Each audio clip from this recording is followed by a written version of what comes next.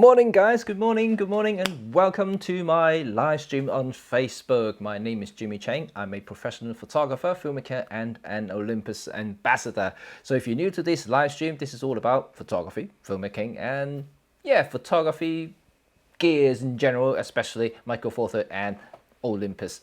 Right, okay, good morning guys and morning Olympus listeners. Right, okay, hello there. Welcome back. So I do have a topic to talk about today, so nothing really gear related, but more to do with me, myself, or maybe I'll just talk about you guys in general, is that you should be doing what you love. And I kind of gonna go through my experience and just talk about my past a little bit, you know, how I became a photographer and why I can continue to be one, not trying to give up, even though, you know, we may, we are going to experience some sort of hardship in the next year or so, and let's see what's gonna happen. Right, good morning Trevor, Ralph, Mark, Ray, oh everybody, excellent, and Burana. Burana say add Olympus Talker to the hashtag, right? And if you guys don't know what that means, because my daughter has officially announced that I'm an Olympus talker, because you know, she always knew that I was a photographer and then always do videos and stuff like that, but then because I've been doing live streams so much in the last 3 months, and she just now labeling me as an Olympus talker. So that's what I am now. So I'm not a photographer or video or YouTubers even. I'm an Olympus talker. This is my profession now. That's how she sees it. But that's cute and I like that, and that's very fun. Okay, so do what you love, right? And you can all share about your own experience. You know, why you started taking photograph. It doesn't need to be, you know, a professional or making a living from it, but why did you start it, for instance, and how you come across photography, and how did you get started in photography? You know, when did you pick up your first camera, for instance? So for me, I can actually say that I started when I was a teenager, but my passion wasn't really there. You know, although that I was given a point and shoot, you know, like most parents would do to the kids, you know, when they are going to schools or especially going to uni and stuff like that, because the parents not going to see them that much, so they're given point and shoot cameras. At the time, you know, there's no iPhone and things like that. Now you can just kind of WhatsApp and stuff like that. Can do FaceTime call. It's very convenient these days. But back in the time when I was studying, you know, there was not such a thing. You know, if you want to see your children's picture, or know what they just want to learn what they are doing in school or uni, the only way is long distance phone call, which is extremely expensive, or you just have to take some photograph and send it back home, and that's kind of like the medium that we're used to, you know. It's not instant, of course. It takes days or if not weeks, for photography, depending where you are. You know, I was studying in Canada at the time, and then everything that I you know, snap for myself doing something, you know, and when I send back home, it takes about about a week, maybe just over a week to arrive in Hong Kong for my parents to see them. So it was a long process, but that was the sole purpose of that particular point and shoot camera. So I really remember that, and I used that a lot. That camera has been with me quite for a lot of places. I took quite a lot of rolls of films, and you know, it was quite cheap back in the days, and you can get them developed and buy these cheap films, you know, probably cost about like $2-3, you know, at the time, and they're really dirt cheap. But anyway, so that's kind of like my first experience of photography, but not to an extent that I would say artistic or anything that is my passion, so to speak. But that was my first touch on this particular medium, this particular thing. But I think my passion really started is the time when I was left Canada and went to UK and started my university. Even the first year, I wasn't really keen on photography. However, I was already getting a little bit inspired by people surrounding me, because I have a few mates at the time who are really into photography. They weren't, I wouldn't say they were more amateur level and just really keen on learning about it. I wouldn't say they're passionate about it, but they have big cameras, they have SLRs, and all I had was the same point and shoot I've been using since secondary schools. So same thing, you know. But I was kind of inspired with that big gears, you know, as a guy, I mean, as a who likes gadgets, who likes things in general. And then I see this big camera with big lenses. I just curious about what is that, like I can do the same thing just by having that little point and shoot, right? But no. And the second year, and then we went on to a road trip, for a good 7-8 days, and we all went together, the four of us in the car. So it's like a road trip around Wales and all the way up to Blackpool and to Scotland and drive back down to London. It was a really long trip. It's memorable, I really remember that. So I still had the same point and shoot. All the three of them all have SLRs, big lenses, like a whole selection of them as well. At the end of the trip, when we get back, we send all the films back to develop, and after about a week or two, we got the photos back, and we're starting to share our experience and look at the photos and trying to remember all the moments that we have.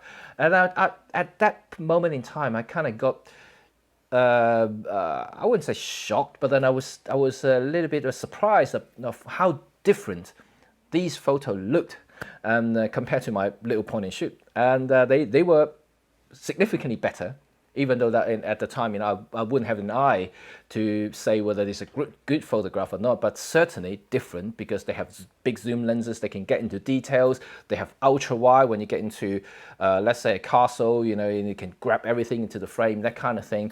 I couldn't do any of that with my point and shoot.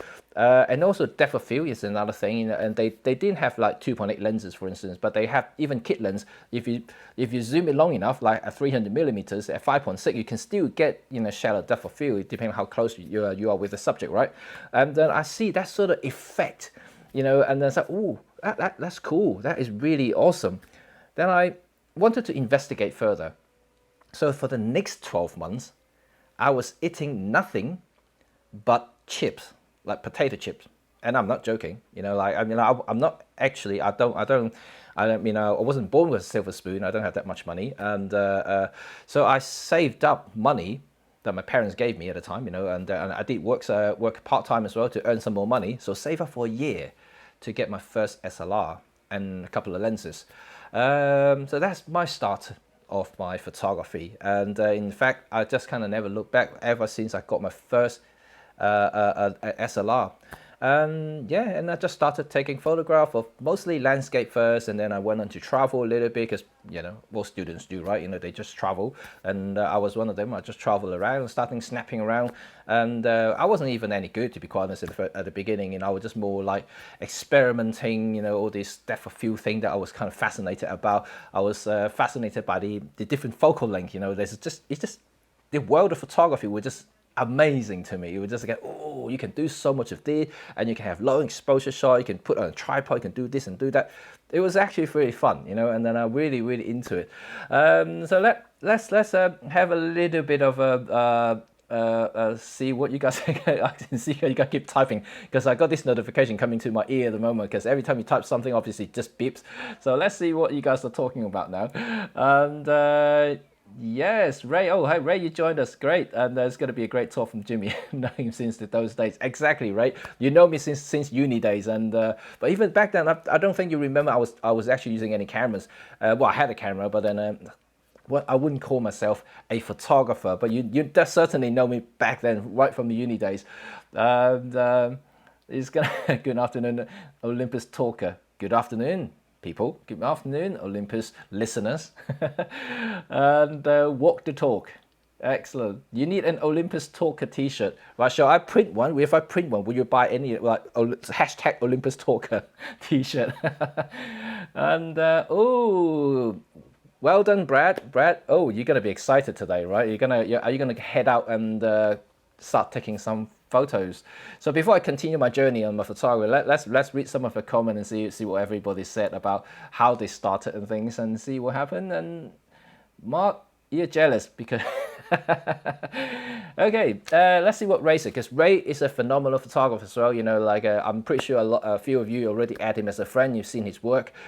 He's really good at what he does. He's obviously very, very good at all this instant photography. He's also a very competent photographer. And now you're more of an analog guy, right? Instead, although you kind of almost kind of started as digital, but then now you're definitely more on the analog side. But you got an eye there. You're a true artist to me, and I think it's really, really good. Let's see what you say here. I've never really used a camera that much in the 90s when I was at uni, and it was 35mm and APS-C camera. Ironic, I never play with instant photography. Yeah, I knew you weren't. And when it would be a great to photograph to photo shoot of. Hey, yes. And P.S. I came across one of our photos. Oh, do not post that photo. Seriously.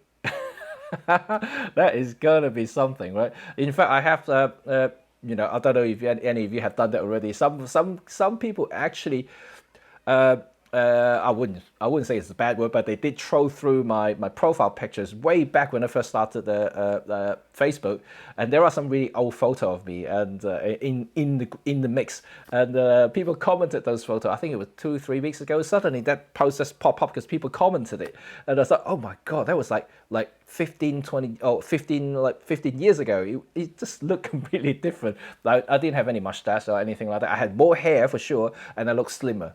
And but you know, we all ages, we all age, so it doesn't really matter. You know, I'm happy. Grow old face gracefully. That's what I would say to people. And you think you had old times, like. Well, Ralph, you know, we all had our moments, right? You know, and our history, you know, our past, our story to tell, and this is why I'm here now, talking about my journey, and yes. So Mark, Wales, yes, I did go to Wales. In fact, I love Wales, and I really do. I've been to Wales quite a few times, and in fact, Ray loves Wales too. And then I think you used to go there every year, right? Isn't that right? I love there because the landscape is just phenomenal. The cliff sides, you know, and then and the mountains, the castles, you know, it's everything. I love it. But it's just because it's quite distant from London, you know, it's not something that I could do as a regular trip. But if I ever do have an opportunity, I'll definitely go there. And you never know, after this pandemic's over, I might just decided to, you know, F it. I'm just gonna take a month off, just drive around the UK and just go to different places and sleep in B&B and something. And I will be able to meet you guys. You know, that would be cool, right? And Brianna, need to see what you say here. Just love the look of the Olympus. It started with EM10 a few years back. Oh, you started with the EM10 Mark III. I didn't really know that. And right, and okay, interesting. So Olympus is your kind of your beginning of photography journey. That's interesting. That's interesting for sure. Home to my family's heritage. And good morning, Jason. Good morning, Jason. I've only made it to the south. Where are you? I don't know exactly which comment you're referring to. Obviously, that in my program, it only populate anything that you type. So, like if you reply to someone's message, it popped up as a message to me. So sometimes I may get a little bit disoriented. You know, like, I don't know exactly what they're referring to. But never mind, that's okay. Let me continue my journey now and talk a little bit about after that road trip. So I told you that I saved up money enough after 1 year and got myself my first SLR, not DSLR, you know, I'm still in the old school days, right? My very first SLR was the Canon, I think it was the 50E. I don't know how many of you actually know about the camera, right? The 50E was actually a very cool camera, and still it is to my eyes, and because at the time, Canon had this really kind of futuristic, awesome eye detection AF. Well, not in terms of like what we talk about eye detection now, when you actually focus on eyes and things like that.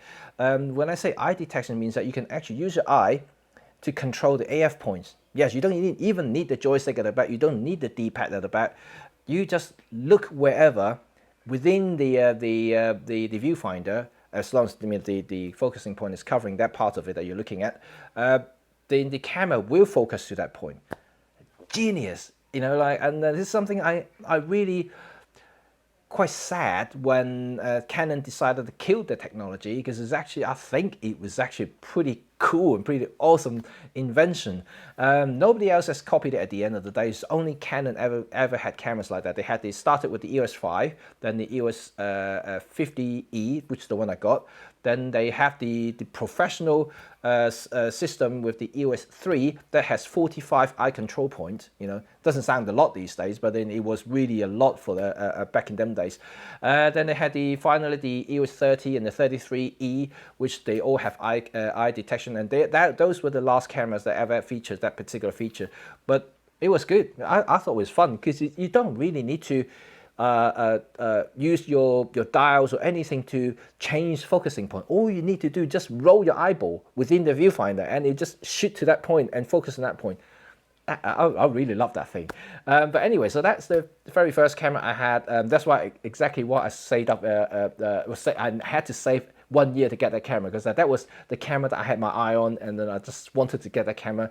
I mean, being still a gadget guy, you know, kind of like technology, you know, that's a cool technology, right? So I just got that camera. I got a kit lens of 24 to 80, you know, whatever, 3.5 to 5.6. So it's nothing spectacular, anything. I got another Sigma. I think it was 80 to 300. Another really cheapo lens. I mean, still expensive for a student. It's £200 in them days, and it was expensive. So these were the two lenses I started with, and I went on to travel again, and using just the two lenses and that body. And every time I go travel, I usually take about 8 to 13 rolls of films, which is quite a lot for, you know, and for a student. You know, we never really had that much money, but I kind of wanted to get into it. I wanted to see what I can capture with those films, so I bought. You know, every time I go to somewhere, I just get like a bag of films from Boots or something, and usually on sale, so they were cheaper to get. So this is kind of like my starting photography, and I don't think I was really improving in any way for the first few years, and because I just didn't shoot regularly enough. I didn't shoot enough, full stop. You know, as a student, you know, you're limited by finance. You know, you don't have enough money to travel like constantly, non-stop. You know, most likely you're going to stay in campus and you go back, study, and go back to uni again. And every so often you may have, you know, a week or so in a break, and you may go out with your mate and just do something else if you're not partying. So the opportunity for photographing was very, very limited, and that didn't really happen until after uni. And then when I got my first job, and that when I started to have a little bit of money, and then obviously you can take pay leave, and so then you can have holiday. So that's the time when I started to shoot more and more and more, and that's also the time when I started to look into digital photography. But bear in mind, you know, we're still talking about the late 90s, early 2000s, and digital photography was super expensive. Even a normal point and shoot digital cameras that using smart media. Any of you remember smart media? Yeah, I'm not talking about SD card. Yeah, nothing like this. Nothing. The big. It's a similar thing, but it's about like 4 times the size of this. And each of those cards only holds about what, 32 megabyte or something like that, and then or maybe even 16 is really, really old tech. But even those digital point and shoot camera cost you an arm and leg to buy. It was like £800-900. Like back in them days, it's expensive, super expensive. But I was curious. So I, you know, I think it was my half a year into my job, you know, got a little bit saving there. I went into buy myself the first Fujifilm Fine Pix something. I can't remember now. It was one of that vertical body with a lens that's kind of poke out automatically. And then Leica actually licensed that technology. Have their own version as well. So anyway, so I got the Fujifilm version. It was 2 megapixel, 3 megapixel, something like that. And then I was really happy with that little camera. And then even though that I couldn't appreciate anything else apart from, hey, it snapped something instant I can download to my computer. That's what fascinated me more than actual photography. So it's more like a toy thing, kind of gadget thing. So I was really into it, and the smart media was it just different experience, right? As someone who take photographs, and even though I wouldn't call myself a photographer, but then I just enjoy that process, and then suddenly changing from having to have a roll of film send them back to develop and things like that, changing to digital when I can just snap a photo, you can see it at the back of the screen in a second. And then when you get home, you can just take that smart media card out, plug into computer, load it all up. It's instant. There's no waiting time there. So that really propelled me to think of something that I can learn through this process maybe a lot quicker. But even then, I was still training in film photography. I was still learning a lot more, and then study a lot, self-taught. I bought books and everything, just learned a lot about photography in general. And then in about 2005, and I got my first paid job as 2003 actually. 2003, that's when I first got my first paid job as a photographer to photograph someone's wedding.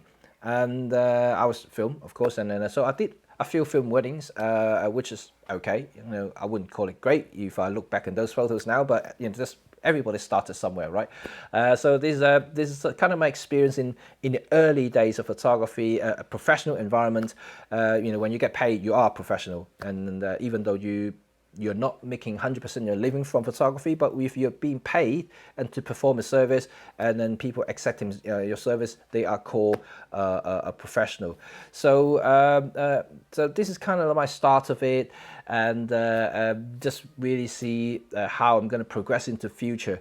So at the time, I was still working as an engineer. I don't know how many of you actually know my background, and yes, like I said, I studied in uni, wasn't photography. So I studied engineering, and I graduated as an engineer, and I worked as an engineer in a consulting environment. So I was working for 7 years, a good 7 years, before I decided to jump out of it, because in between 2003 to 2007, this period, I was dabbing on and off with photography.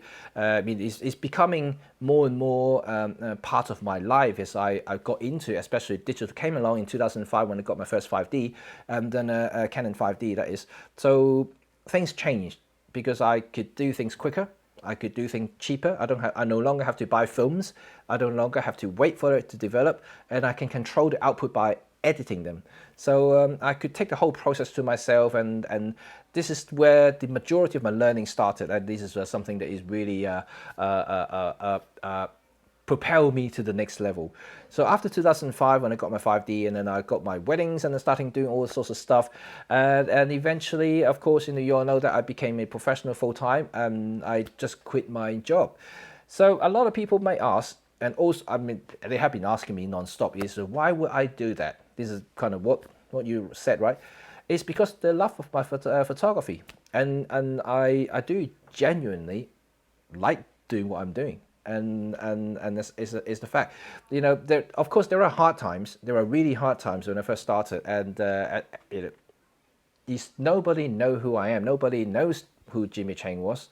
That it was really, really tough when just not necessarily photography, but when you're starting out, even when you just started a business, for instance, no one really know you. So it's really hard to get businesses. For instance, who would trust you? You're nobody, right? And then but you gotta have that passion. You're gonna believe in what you do. You're gonna love what you do before you can have that determination to continue that process, right?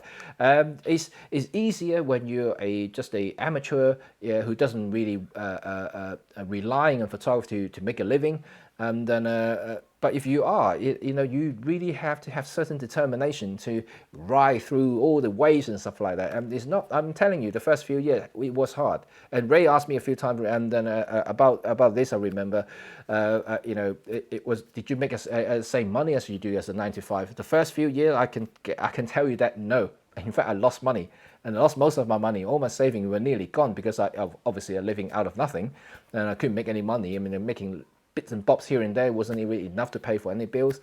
And so yeah, I just persisted. I continued my love in photography and really crafting my skills, and hopefully people were starting to appreciate. And I guess the breakthrough is kind of like the 2000 and I would say 2010, 12 kind of time. And then this is time that when my work starting to be seen enough and online, and people starting to question and also starting to query about my services, even though that I have limited online presence at the time. I have a website, I do have my my Instagram, but my Instagram wasn't really used, and even nowadays I'm still not really using it. So is somehow it's through word of mouth, I guess. Is some, I think the Trevor, all the others who shoot wedding who know wedding business is usually a word of mouth thing. It's a lot easier to grow that way. But this is kind of how I started, I guess, through your experience, through your determination, never really given up, and continue pushing it regardless what it is. And eventually, the opportunity came and just grab it. So let's stop here for a moment, because I know I've been talking a lot. Let's see what you guys have come up with. And look what Ray was saying here, and let me just shrink this down a little bit. So ironically, I've only been Wales one last year. Oh, okay. However, I love Scotland and Highland too. It's my favorite on earth. Yeah, as long as it's not raining. And I love the Highland. I mean, I've been there only a couple of times, and it's not enough, I guess. And I really want to go up there, especially if you like driving. Scotland, it's beautiful. You go up to the Highland area, is spectacular there. And if you like drones, seriously, that place is perfect for drones. And then there's not much airlines around there, so you have no restrictions there. You can just ride through the lakes and valleys and and mountains and stuff. It's just absolutely spectacular. I love it. Mark, your first camera was the OM30. Whoa, I know. I remember the camera, even though that I don't own one, but I know that camera. My dad has the OM camera. I think he has the OM1 and OM10. I think he has two of those. But it was pretty cool, right? And those cameras, and I actually want to reacquire some of these old OM film cameras, and because they just classic, especially OM1 and OM3, because these two are fully mechanical SLR. So because I love, if I ever going to buy something in film cameras these days, I would buy full mechanical models, because they don't rely on batteries to operate. So I know they still have batteries because they need it for the meter, but in fact, in terms of the actual operations, aperture, shutter speed, everything is fully mechanical. And I love these sort of cameras, and you can use it even though you can't buy battery, and or even though the meter breaks, you can still use them. Really cool. So Cardiff, yeah, you remember Smart Media? Yeah, I had the Fujifilm. I think that was the first medium that we could use, right? The Smart Media, and they were really chunky SIM card. Basically, they really look like a SIM card, very thin. They have these really massive electro contacts, but massive on the front of the disc. Is gigantic, that thing, and it's really slow as well. It's really slow by comparison. And remember those comments saying you're leaving your full-time job in your office and listening? Yes. Yeah, it was definitely those times, and I remember I did struggle for a few years, and if I tell you that I really, when it came out, I just succeed. It wasn't it. It took me a good few years before I starting to see some results. And I would say, even like now, I could say that whatever I'm doing now is the fruit and hard work that I did for the first good 6-7 years minimum, and paving the way to where I am today. It is hard work, it's a lot of effort there, and it's no shortcut, I guess, in any businesses, not just photography. But this is exactly what the topic's today. You're gonna be loving what you do before you can succeed in anything. Otherwise, there's no such thing that you can just go and grab money, make money, unless you're a con man, right? And you gotta really have that full passion in what you do. And this is me, and I love photography. I love people, and that's why I'm in that sort of environment, always like talking to people, photographing people, documenting people's lives. And this is my love, this is my interest, and this is something that I'm fully at kind of mold myself into now in this sort of area. And I really truly believe what I do is for the better. And let's see what and I cannot afford to be a full-time photographer just to odd job photography job. Too many hobbyist photographers who undercut pros. Yes, indeed, and I did experience that, and especially when I first started. I remember I did attend a couple of workshops when I first started, before I turned full-time pro.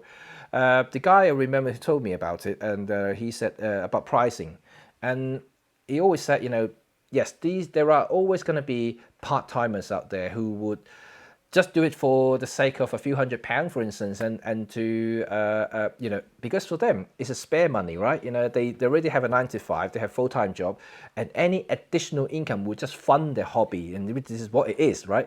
You always have people like that, but the difference is, a lot of these part-timers never had professional insurance and never had a lot of skill sets, and also a leadership in a wedding, and you need that. And being professional means that you're liable to all kinds of things. Of course, you have to be consistent, you have to perform, you have to, under whatever circumstance, if you this is you have something you have to educate your clients, and you just have to draw the line there. I mean, if people come up to you and ask you, "Oh, would you do my wedding for £300?"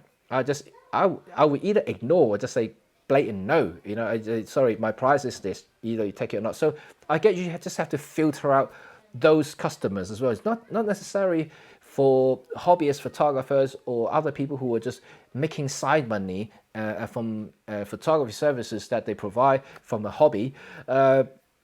You just have to draw the line there, because at the end of the day, there will and always will be like clients like that. They are looking for purely is budget driven, purely is price driven.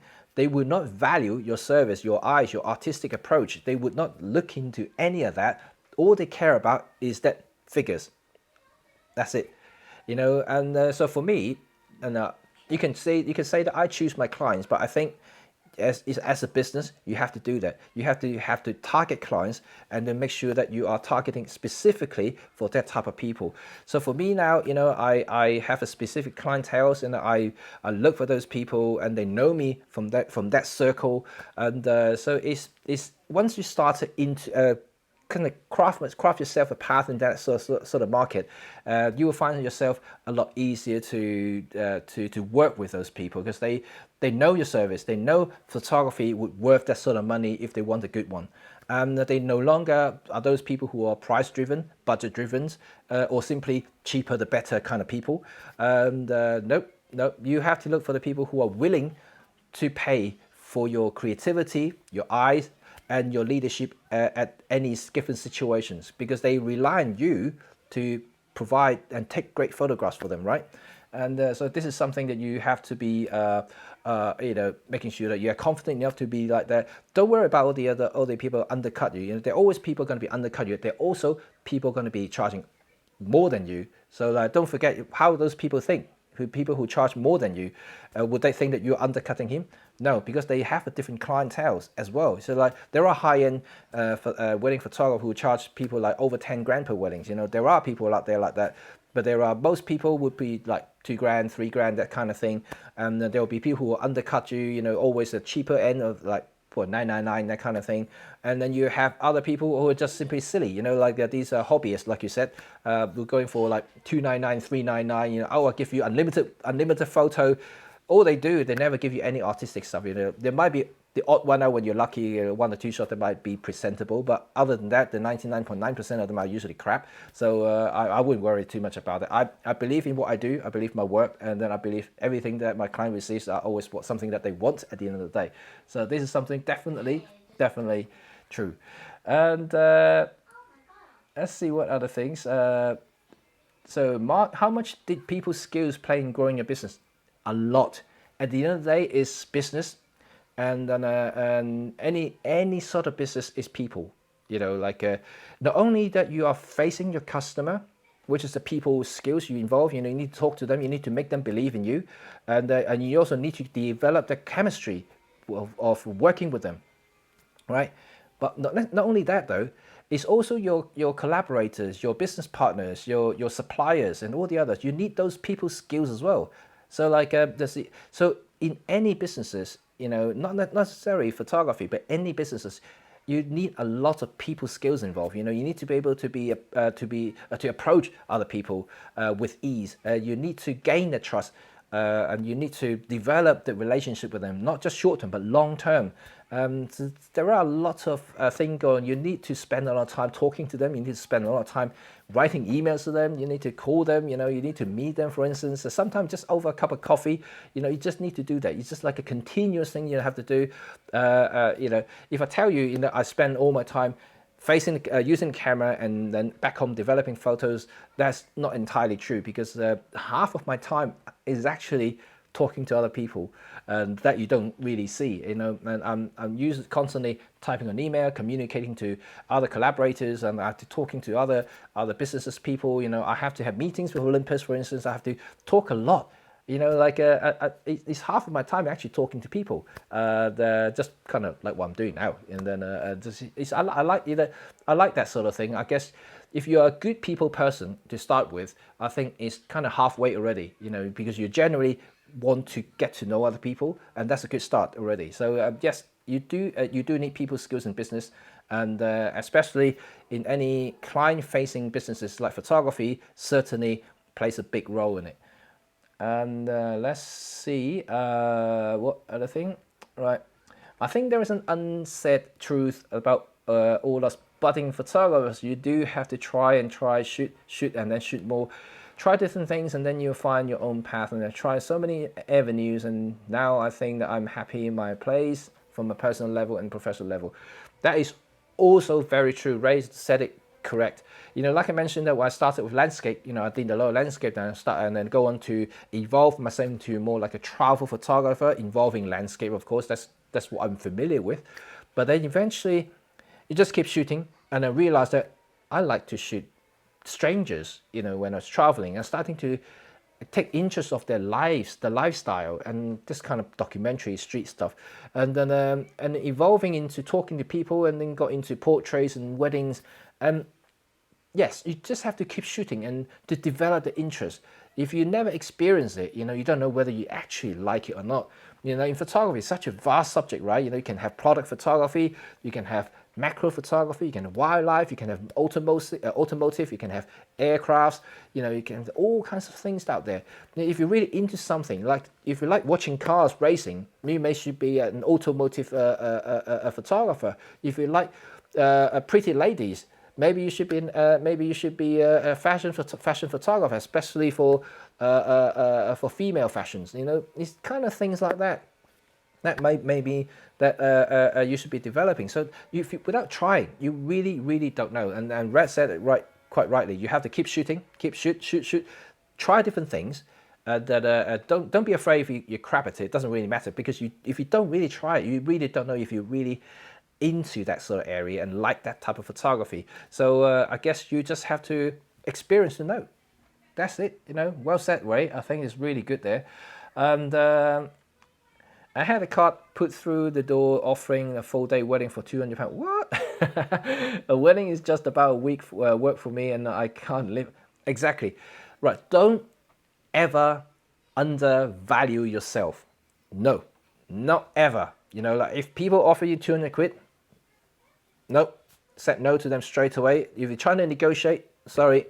You don't even need to explain to them, to be honest. Don't waste your energy. I used to do that. I explained to them, oh, I have to pay for my insurance, I have to pay for this, I have to pay, my camera will eventually die, I have to replace it. Don't even bother justifying to them, because they don't understand.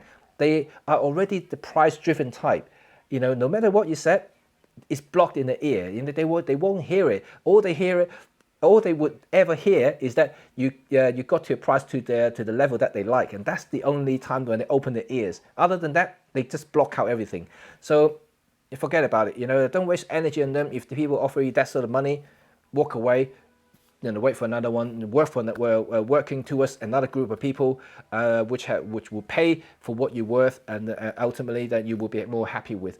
Don't ever get driven by these people. I've seen enough of these people, and usually I just walk away. I don't even bother talking to them, and it'll be great exposure for you, which we've absolutely. Thanks, Ray. Ralph. Ray, I think we all make those mistakes about business, but we all have to learn the hard way, and it's not cheap. Nope, it's not cheap. But I have to say that if you are the type that who want to own your business at the end of the day, if you want to be the one who wants to have the freedom to do what you love to do, I guess it has a price to pay, and everything has, you know.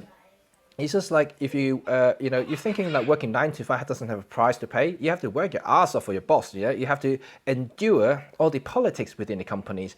You have to, because I've been there. I've been big corporates before. I've been working for consultancy companies before. I know how it works in the 9 to 5, and it's not that I don't like it. It's just that I prefer what I'm doing right now to have the total freedom to express myself and to create my own little bubbles here, and with people like you guys here, that truly appreciate what I do and listen to me, and I can communicate. These are the people I talk to frequently, and I really truly enjoy that. That when you're in a corporate environment, you always feel like there's some sort of agendas in everybody's mind, because they all want to climb the ladders, right? And they all want to be successful. They want to be manager one day. They want to be director one day. They want to be whatever level they want to be. So they all have a agenda, they all have a purpose. They may seem to work together as a team, but they all obviously have some sort of direction they want to follow. So this is something that I didn't quite enjoy, and I don't mind fair and square competitions there, like if based on your performance, but obviously there are people out there who are just not that type of people. All right, and I don't want to get into too deep of these 9 to 5 thing, but this is kind of one of the reasons that I got out of it. Not that I wasn't successful when I was working for companies, and I was actually pretty successful, to be quite honest. I got promotions fairly quickly within the 7 years, and then I earned quite a good living actually. But I still gave up. I still gave it to pursue something that I truly enjoyed and truly loved. Like I mentioned, in the first few years, it was tough for me, but lucky I got through that, and now I'm starting to enjoy what I'm doing right now, and this is really good.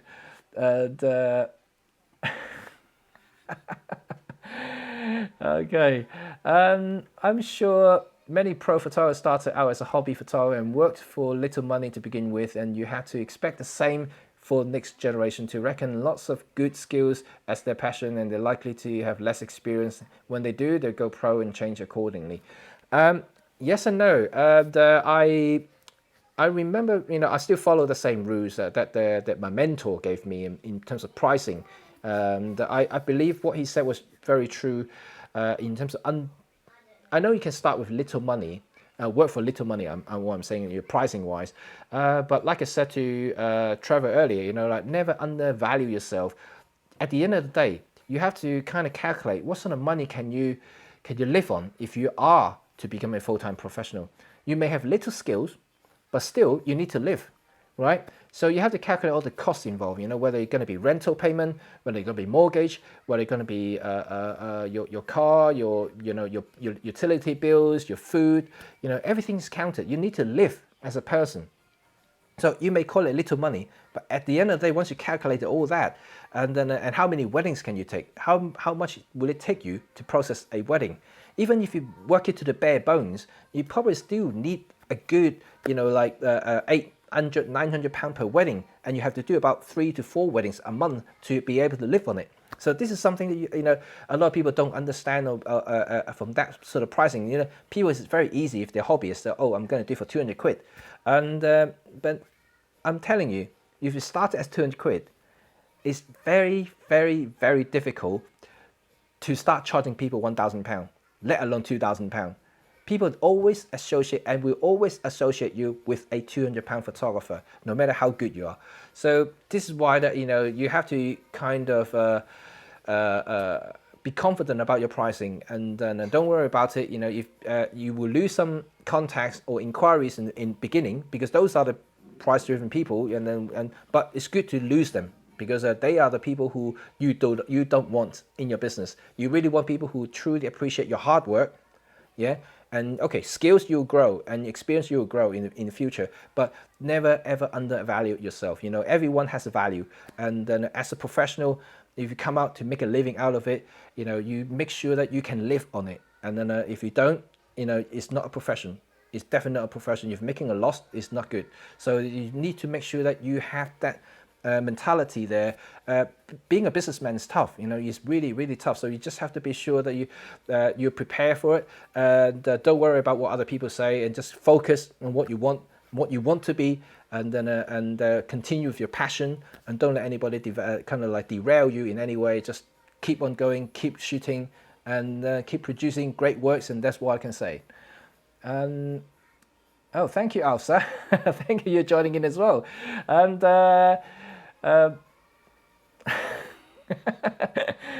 okay, he shoots people, Olympus shitman. Oh, Ralph is going. Okay, see you, Ralph. And I recently did a family portrait and for a client, and they were surprised at how low my price was compared to a studio shoot and they had in the past, but then they said my prints were the best they ever had. I didn't charge to beat the studio price, but what I was a fair price and the customer happy. Like, okay, it's hard to compare, because let's say a studio do have a lot of expenses. They have to rent the space and they have other things to deal with. You are a freelance that work in location, for instance, and it's very different because you don't have to pay the initial outlay of having the studio done up and all the studio equipments and things like that. So, your price can be cheaper because you don't have to have those stuff. I provide these sort of services and if you look in my pricing into location family portrait stuff, it will definitely be lower than studio because I don't have to pay for that, so I can work with that accordingly. So this is totally okay. This is totally okay, and I don't think it's a problem. But like I said, don't ever undervalue yourself. Everybody has a value. Remember you as a person, you got your value there, and if people are happy, you're happy, and that's it. Remember, if people come up to you once again, get QT like just to tell you, can you do this for £100? Can you do this for £150? Just say no to them. If you can't live on it, no, I don't do it. I don't bother even answering sometimes. If they keep coming back to me and say, look, this is my price. You either want it or you don't want it. Don't even bother arguing with me. And then it's something that, if they like my work, and that's it. Another thing I have to tell you though, is also that from my experience, is that a lot of photographers, a lot of clients, not photographers, they will come up to you, they would pay you the price, but they also at the same time will give you a stack of paper from Pinterest or Instagram photos. They say, I would like my photo to look like this. And at that time, usually I would say that, sorry, I'm not that photographer who make those photos. Can you find them? Right, this is my true answers to all these people who gave me that stack of paper, and I have a lot of these customers before, and every single one of them I turn them down, because why? Not just about pricing sometimes, also about your integrity as a photographer, your style, something that you spend years in developing. And if someone come up to you, give you somebody else's photo and ask you to copy it. And this is sometimes that I got really turned off, and that means, first of all, okay, why would you come to me in the first place? You haven't seen my portfolio or appreciate the work that I do.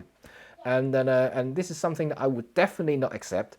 And if you really truly enjoy those style and those kind of photo, those kind of look, please go and find those people. Don't ask me to do that, because I have my own style.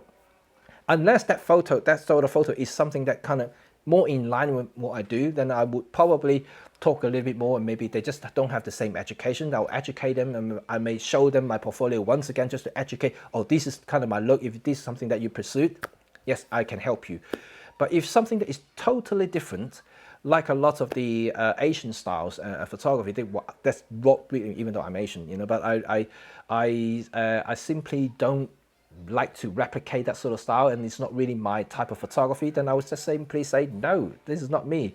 And partly because I'm Chinese, and I do get a lot of international inquiry from the Far East, and they always send me lots of photos. Can you do this? Can you do that? I always say no, because I just can't accommodate that sort of style. It's not really my way of shooting, for instance, and I can't always use a remote flash and blast out to light to you, and it is not kind of my photography. And but there are people who truly appreciate when they really do study my photography, and they study my portfolio and whatever, my website, my social media, other pictures.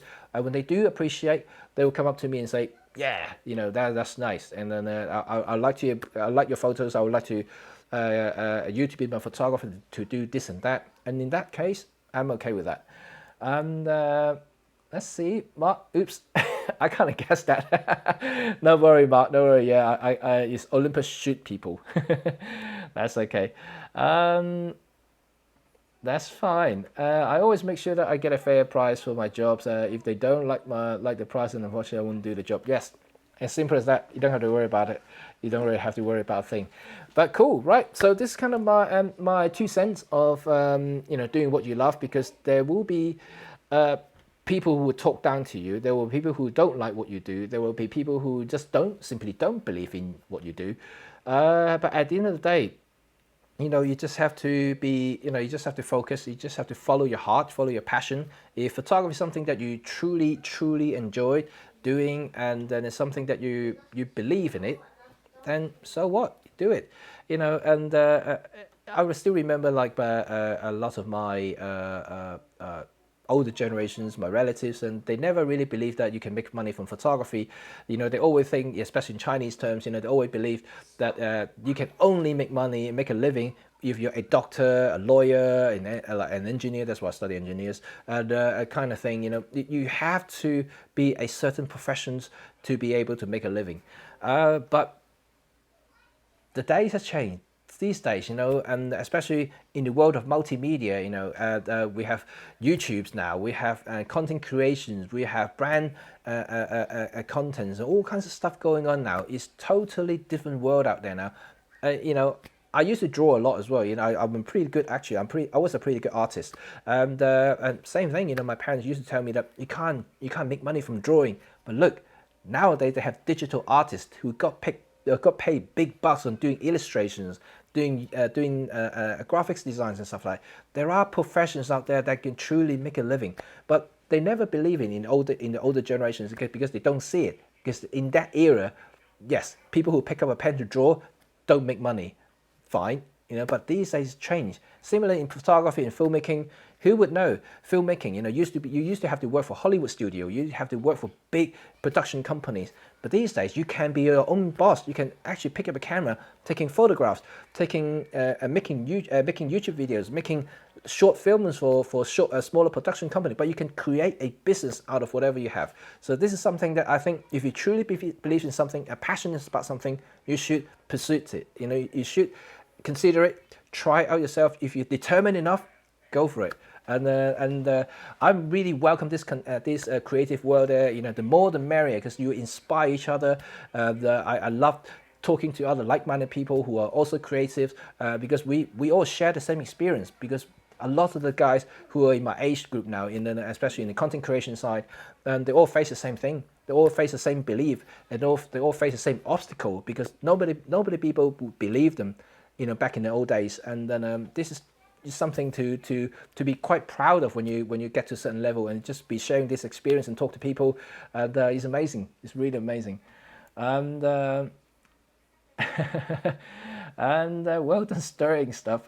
Follow your passion. Yes. Yeah. Thanks, Ray. And it's something I think that everyone should follow the heart, and it is true. It is difficult, I wouldn't say it's an easy path, but like I mentioned, once again, no matter what business you do, even if you don't start a business, it's always hard work. This is part of life, right? If you work in a corporate, you still face hardship. Whether it's going to be political reasons, whether it's going to be like your colleagues, something. It's always going to be something, right? So it's whether you want to take that into your own hand, or just let it be and let other people control you. That's another thing. And so the choice is yours. But either way, it's gonna be the same hard work. So I know there are certain risk factor, but if you got the skills, I don't think you should be worrying too much. You should just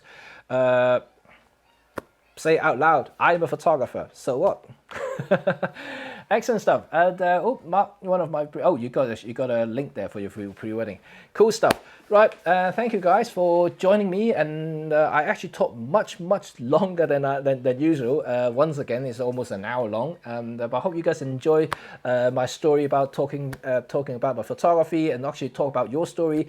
Hopefully, I'll inspire you in some way. You know, and even though you may not gonna be a full-time photographer or filmmaker or content creators, but hopefully it will inspire you and push you into working harder in something that you enjoy and love as a passion, whether it's going to be photography, filmmaking, or whatever that is. Hopefully that you'll be doing something great. So at the same time, and thank you for joining me.